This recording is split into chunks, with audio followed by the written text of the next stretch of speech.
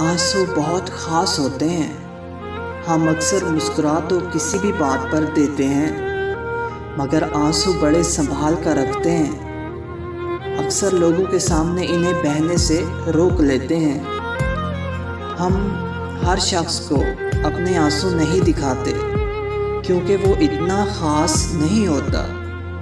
मगर ये आंसू हम अपने रब के सामने ना तो रोकते हैं ना रोक सकते हैं। उसकी बारगाह में हाजिर होकर अपना सर उसके आगे झुकाकर हम जो आंसू बहाते हैं ना, वो किसी और के आगे बह ही नहीं सकते।